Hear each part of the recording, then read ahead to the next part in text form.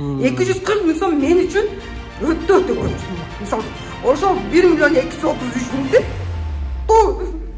Tamam, sabır kılınız. Азыр акчабызды толук кайтарып бергиле десек, нотариустан заявление алып келип, 102 миң кармап калабыз, калганын беребиз деп. Биз ага каршы турабыз. Мен уже 1 жыл болду мен артынан жүрөм. Келгендер мына негизи бул жерде бардыгына мотивация берип, үйдө алып берем деген негизи Саида. Ассаламу алейкум. Сиз менен телефон аркылуу сүйлөштүк эле. Ден соолуктар жакшы. Мен сизди сайтта көргөм.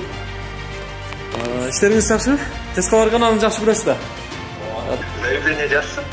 Siz ошол сиздер договордогу келишимди аткарбасаңыздар, анан кантип алардан сиздер мындай кол шилтеп азыр кааласа заявление жазсын деп мындай 8 айда деп жазылган пунктун мага көрсөтпөчү. Окуганды билесиңби? биз билген үчүн келип атабыз силерге. Ошо качпасаңар анда ачык болсоңор келгиле да алдыбызга. Эң башында алдыңкыларында деп эсептеп аткан Ихсан коммерциялык эмес кооперативнин кеңсесинде турабыз. Бул жакка дагы көрсөңүздөр көрүп тургандай жарандар келип, убадаларын, өздөрүнүн милдеттерин аткарбай жаткандыгын айтып атышат.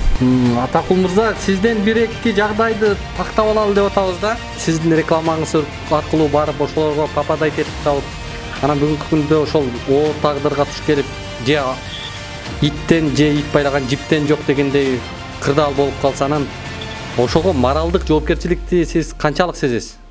Моралдык эгерде действительно ошондой болсо, моралдык жоопкерчилик дегенди сезип, мындан кийин ошол нерсени кайталабаганга аракет кылабыз да.